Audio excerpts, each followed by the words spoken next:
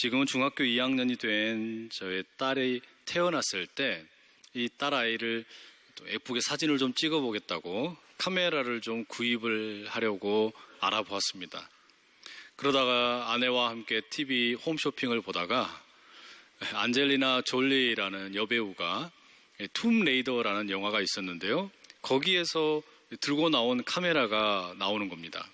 그 영화 속에서 이 졸리라는 여배우는 아주 컴컴한 어둠 속에서도 이 카메라를 가지고 선명하게 사진을 잘 찍는 거예요. 근데 그게 너무 멋있어 보여가지고 그 홈쇼핑 지름신에 의해서 그냥 지갑 열고 바로 긁었습니다. 그렇게 이 카메라를 구입을 하려고 이제 마음 먹었는데요. 이 기능을 보니까 너무 좋은 겁니다. 지금이야 스마트폰 하나면 뭐 사진 찍고 또 영상 녹화하고 뭐 음악 듣고 또 음성 녹음도 하고 여러 가지 다 할 수 있지만 그 당시에는 이 카메라가 아주 획기적인 것이었습니다. 한 손에 딱 잡히면서 이 네 가지 기능이 다 되는 거예요. 사진 찍고 영상도 찍을 수 있고 그리고 노래도 들을 수 있고 음성도 녹음할 수 있고 얼마나 좋습니까? 그래서 이거를 그냥 덥석 이제 구입을 했단 말이죠. 며칠 기다렸더니 도착을 했습니다. 떨리는 마음으로 그 박스를 개봉을 딱 해가지고 열었어요. 그리고 이걸 여기저기 만져본 겁니다. 그러면서 사진도 찍어보고 영상도 찍어보고 음악도 듣고 녹음도 해보고 그런데 결론은 너무 실망스러웠습니다. 이게 영화 속에서 어두운 그 무덤 속에서 사진을 찍으면 잘 나오는 것처럼 정말 그럴 줄 알았거든요.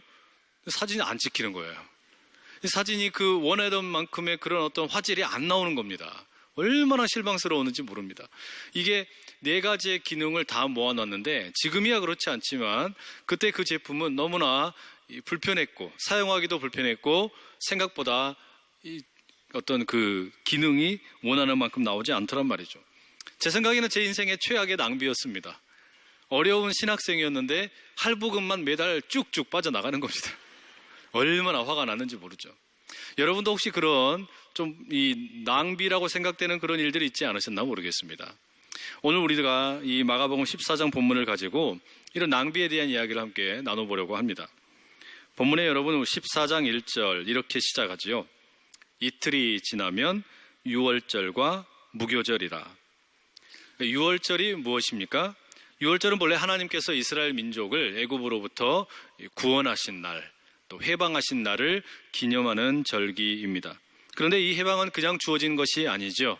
어린 양의 희생과 그 피를 통해서 문설주의 피를 통해 이스라엘 백성들이 구원을 받게 되었습니다. 그것을 기념하는 것이 유월절입니다. 이 무교절은 무엇입니까? 유월절 다음 날부터 일주일 동안 진행되는 절기인데 이 기간 동안에 특별히 그 누룩을 넣지 않은 빵, 그러니까 효소를 넣지 않고 만든 빵, 무교병이라고 부르는데 이것을 먹고 지키기 때문에 무교절 이렇게 부릅니다. 무교병을 먹는다는 것은 과거와 단절하고 새로운 시작에 헌신한다라는 의미를 갖고 있습니다. 그런데 지금 본문이 열리면서 또 다른 유월절과 무교절이 다가오고 있다라고 말합니다. 지금까지 수천 년 동안 지켜왔던 유월절과 다른 새로운 유월절이 준비되고 있다라는 말입니다. 지금까지의 유월절은 짐승 어린 양의 피를 통해 지켰다면 이제 또 다른 어린 양이신 예수 그리스도를 통해 그분의 피 흘림과 그분의 희생을 통하여 이스라엘만이 아니라 온 민족을, 온 세상 사람들을 구원하시는 하나님의 구원의 유월절이 다가오고 있다는 것을 말해주고 있습니다. 이 본문은 그래서 지금 새로운 유월절이 다가오고 있다, 새로운 어린 양이 여기 준비되고 있다, 새로운 무교병이 준비되고 있다, 누가 이 절기에 동참할 것이냐 묻는 것이죠. 여러분, 이게 무슨 말이겠습니까? 하나님께서는 지금 유월절과 무교절을 통해서 하나님의 계획을, 하나님의 드라마를 이루어가고 성취해가고 계시는 것이죠. 하나님께서는 한치의 오차도 없이 온 세상을 향한 이 구원의 계획을 이루어가고 계십니다. 그 누구도 하나님이 가지고 계신 이 계획, 하나님의 구원, 하나님의 드라마, 이것을 막을 수가 없습니다. 그것이 로마의 황제이든 헤롯 임금이든 유대의 종교 지도자이든 부자이든 가난한 사람이든 그 누구도 하나님의 계획을 가로막거나 방해할 수는 없다. 이것이 본문이 말하려고 하는 것입니다. 그럼 여러분, 중요한 게 무엇이겠습니까? 본문 속에 등장하는 이 사람들이, 각양각색의 사람들이 하나님의 드라마가 진행이 되고 하나님의 계획이 펼쳐져 가는 동안에 어떤 역할을 맡고 있는지 우리가 깨달아 알아야만 합니다. 왜 그렇습니까? 우리도 지금 동일하게 하나님의 계획 속에, 하나님의 드라마 속에 살고 있기 때문입니다. 내 인생을 살기 때문에 나의 드라마가 아닙니다. 내 인생의 이야기이기 때문에 나의 이야기가 아닙니다. 우리가 살고 있는 모든 삶의 이야기들은 한데 모여서 하나님의 드라마, 하나님의 계획으로 만들어지는 줄로 믿습니다. 그렇다면 중요한 것은 이 드라마 속에, 이 하나님의 계획 속에 나는 어떤 역할로 쓰임받을 것인가 하는 점입니다. 하나님께서 원하시는 대로 쓰임받을 수 있어야 할 터인데, 이 본문 속에 등장하는 사람들은 예수님의 처음 오심을 제대로 이해하지 못하거나 또는 그것을 잘 받아들이거나 그렇게 쓰임받았다면, 오늘 우리는 어떻습니까? 예수님의 다시 오심, 예수님의 재림, 그 마지막을 준비하는 삶을 살고 있는 것이겠죠. 그러니 여러분, 이 예수님의 다시 오심을 준비하며 그 하나님의 계획 가운데 내가 어떻게 쓰임받을 것인가 우리는 돌아볼 필요가 있겠습니다. 오늘 이 본문 속에는 하나님의 드라마 속에서 대조적으로 쓰임받게 되는 두 그룹을 우리에게 보여주고 있습니다. 첫 번째 그룹은 유대의 종교 지도자들과 가룟 유다라는 예수님의 제자입니다. 이들은 사실 서로 만난다는 게 어색한 사이이죠. 가룟 유다는 예수님의 제자이고 유대 종교 지도자들은 대부분 예수님을 싫어했습니다. 미워했죠. 그러니 이 두 어울리지 않는 사람들이 만난다라는 것은 참 어색한 일입니다. 그런데 오늘 본문에 의하면 이 둘이 만나는 겁니다. 왜 만나지요? 공모하기 위해서 만납니다. 한편은 예수님을 팔기 위해, 다른 한편은 예수님을 잡기 위해 만나게 됩니다. 본문을 보십시오.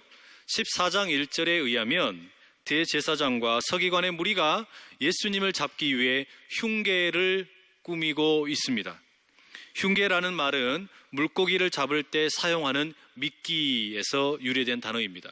물고기를 잡는데 어떻게 하면은 이것을 끌고 올까, 유혹할까, 그때 사용하는 게 미끼 아닙니까? 바로 그 미끼가 흉계라는 것이죠.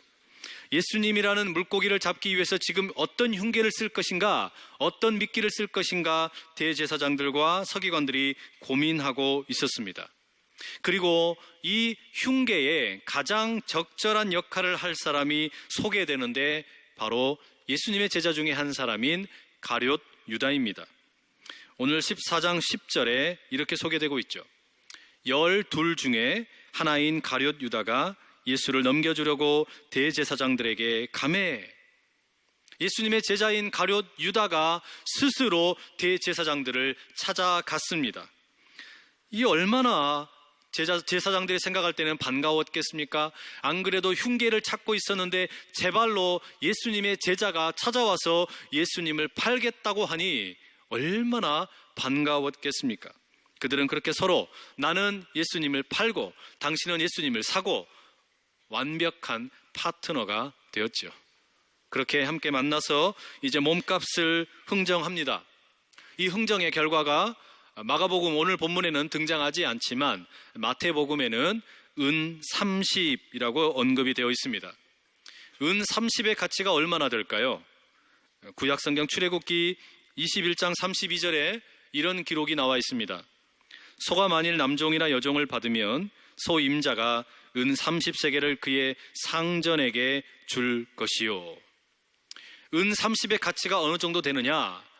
소가 어떤 예기치 않은 돌발 행동으로 다른 사람의 종을 받았을 때 그 종의 주인에게 지불하는 금액이 은 30이라는 겁니다. 지금 가룟 유다에게 예수님의 가치가 얼마나 되는 거냐? 소의 돌발 행동으로 인해서 피해를 배상하는 금액, 그 정도의 하찮은 금액이 가룟 유다가 생각하는 예수님의 몸값입니다.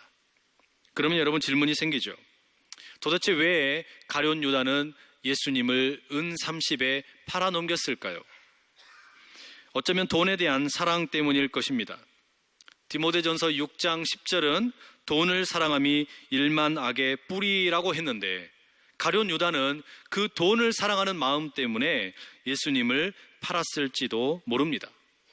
하지만 은 30이라는 그 양이, 그 금액이 그렇게 커다란 금액이 아닌 것으로 볼 때 돈 때문이라고 하기에는 뭔가 시원하게 해명이 되지 않는 부분들이 있습니다. 그렇기 때문에 다른 동기를 찾아볼 수도 있겠지요. 어쩌면 이 가룟 유다는 정치적인 이유 때문에 예수님을 팔았을지도 모르겠습니다. 가룟이라는 이 이름이 근거가 됩니다. 가룟이라는 이 단어를 본래로 발음을 해보면 이스카리옷이라는 말이 됩니다. 이스카리옷.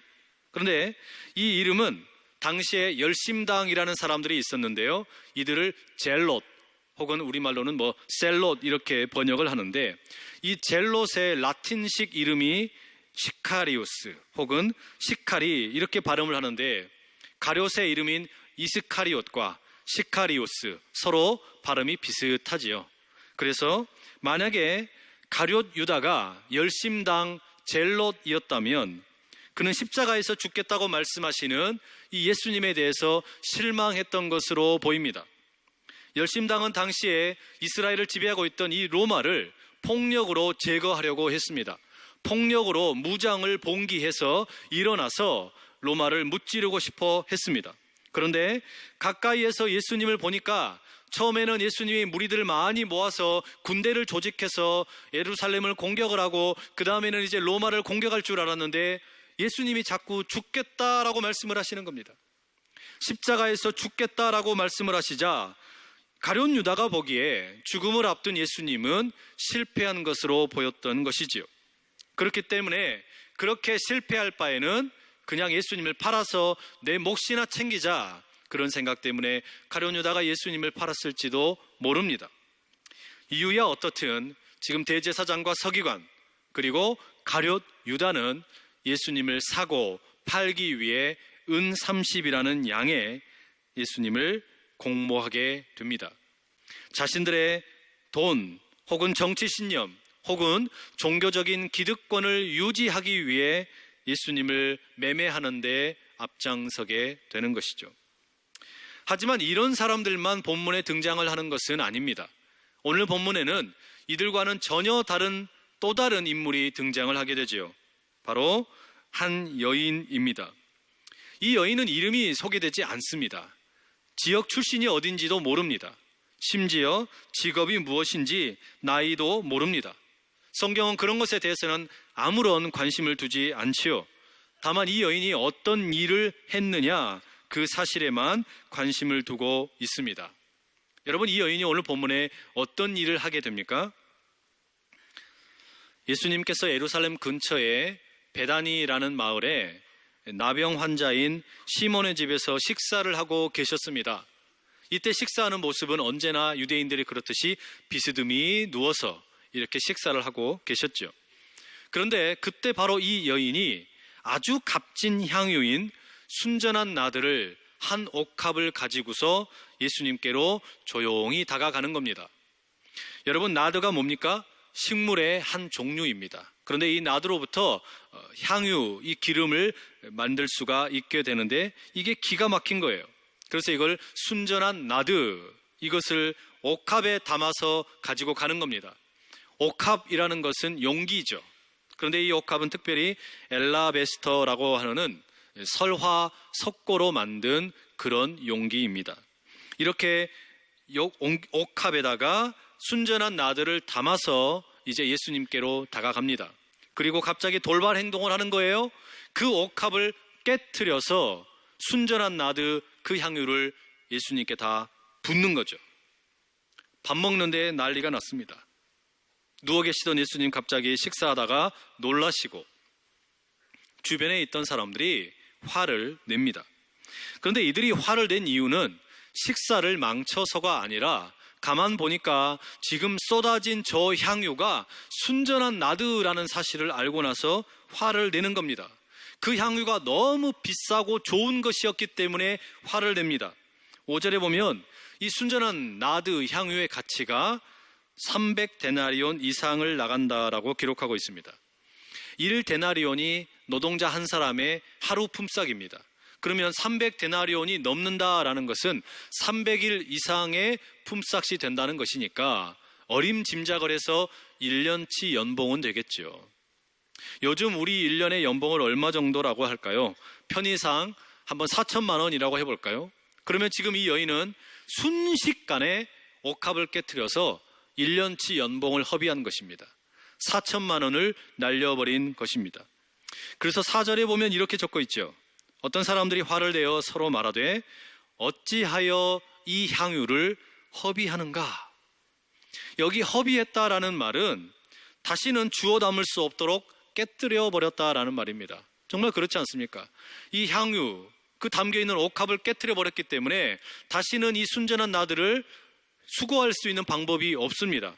쏟아진 향유를 주워 담을 수 있는 방법은 없다라는 말이죠.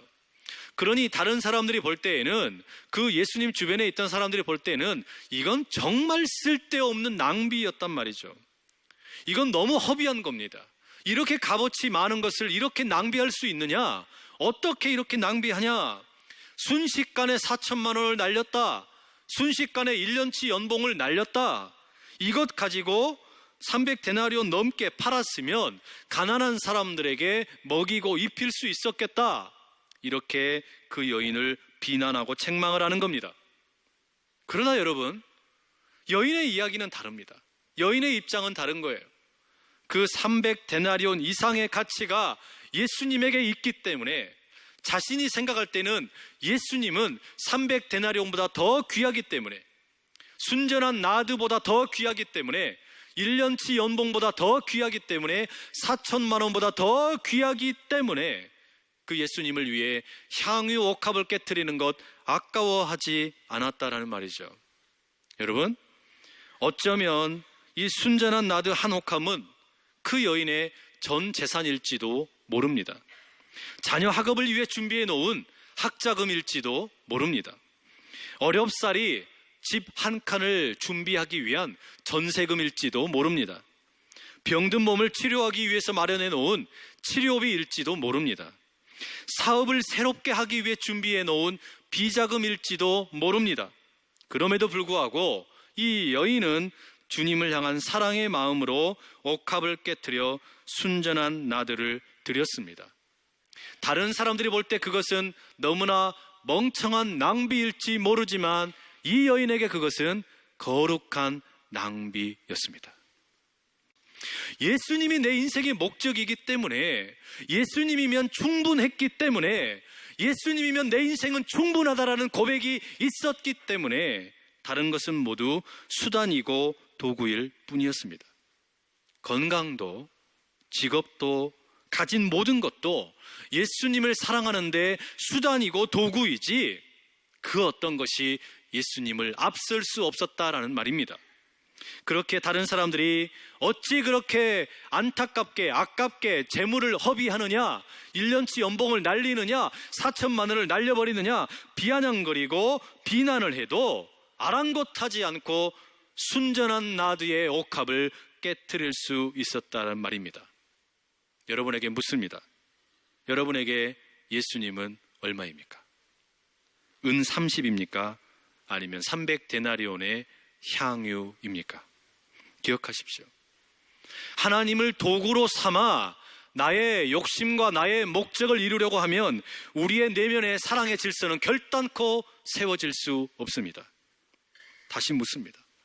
여러분에게 예수님은 얼마입니까? 이름 없는 여인처럼 예수님이면 충분합니다. 예수님이 내 목적입니다. 그런 고백과 함께 거룩한 낭비를 드릴 수 있기를 간절히 축복합니다. 주변의 사람들은 그 여인의 거룩한 낭비를 이해하지 못해서 비난했지만 그들 사이에 예수님이 가로막고 서십니다. 그러지 마라. 그 여인을 비난하지 마라. 그리고 주님 말씀하시죠. 6절에 보시면 이렇게 말씀하시죠. 가만두라. 너희가 어찌하여 그를 괴롭게 하느냐? 그가 내게 좋은 일을 하였느니라. 여기에 좋다, 좋은 일이라는 말은 헬라어로는 칼로스라는 말입니다. 이거는 선하다라는 말과 아름답다라는 두 가지의 뜻이 같이 들어있습니다. 이게 무슨 이야기겠습니까? 사람들이 보기에는 여인의 일이 너무나 어리석은 일이고 엉뚱한 일일지 모르지만 예수님 보기에 이 일은 가장 선하고 아름다운 일이었다고 축복을 하고 계시는 겁니다. 여러분, 이게 오늘 우리에게 무슨 의미를 갖겠습니까? 다른 사람들이 또는 세상의 사람들이 선하다고 말하고 또 아름답다고 말하는데 귀를 기울일 게 아니라 우리 주님께서 나의 일을 보고 무엇이라고 말할 것인가? 우리 주님께서 내 모습을 보시고 과연 선하다, 아름답다 말씀하실 것인가? 거기에 생명을 거실 수 있기를 축복합니다. 그래서 예수님 뭐라 그러시는 거예요? 이 여인을 괴롭히지 마라. 그러시면서 말씀을 이어가시죠. 가난한 자들은 너희들과 항상 있을 것이지만 이제 나는 떠난다. 이제 나는 떠난다.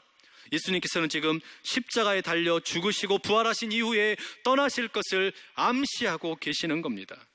8절에서는 이 여인이 자신에게 향유를 부은 것은 그 예수님의 장례를 준비하고 있는 일이라고 말씀을 하시며 이어지는 9절에 최고의 축복을 남겨주세요. 최고의 축복입니다. 9절에 이렇게 기록되어 있죠. 내가 진실로 너희에게 이르노니 온 천하에 어디서든지 복음이 전파되는 곳에는 이 여자가 행한 일도 말하여 그를 기억하리라. 여러분, 생을 마감하는 날 어떤 사람으로 기억되고 싶으십니까? 관뚜껑 열고 들어가 그곳에 누워있을 때 어떤 사람으로 기억되고 싶으시냐 이 말입니다.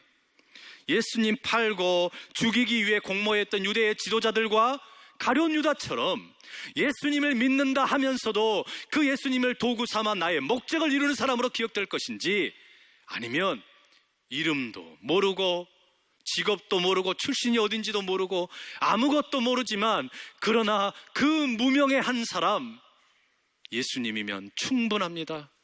예수님이면 나는 전부 다 가진 겁니다. 그 고백과 함께 순전한 나드 옥합을 깨트려 죽게 헌신했던 이 여인처럼 기억되기를 원하십니까? 선택은 여러분의 몫입니다. 항존직으로 세움 받느냐 받지 못하느냐 그거 중요하지 않죠. 정말 중요한 건 세상이 나를 몰라줘도, 설령 교인들이 나를 좀 몰라줘도 예수님 보시기에 내가 선하고 아름답게 기억이 된다면 복음이 전하여지는 곳에 여러분의 모습이 분명히 기억될 것이고 아름답게 기록이 남게 될 줄로 믿습니다. 내가 한 일이 주님 보기에 선하고 아름다운가? 이게 진짜 우리가 물어야 될 질문이란 말이죠. 나는 바로 그때 거룩한 낭비를 하게 되는 사람이 될 줄로 믿습니다. 예수님에게 부어진 이 순전한 나드의 향유, 이 향유는 주변을 아름답게 향기롭게 만듭니다. 죽은 시체라도 썩는 냄새를 막아주게 됩니다. 마찬가지입니다. 옥합을 깨트려 순전한 나드를 주님의 몸된 교회에 부으면, 주님께서 이처럼 사랑하시는 이 세상에 부으면, 주님께서 허락하신 귀한 우리 가정에 부으면, 이 향유는 순전한 나드를 옥합에 담고 있다가 깨트린 이 향유는 교회의 허물을 덮어줍니다. 이 향유는 가족의 저주를 끊습니다. 이 향유는 세상의 상처를 덮어줍니다.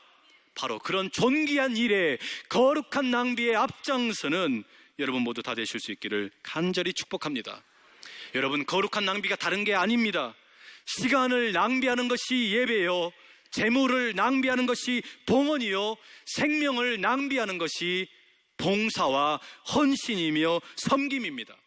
바로 이런 거룩한 낭비로 복음을 전하는 곳마다 여러분의 이름이, 여러분의 행함이 기억될 수 있기를 간절히 축복합니다.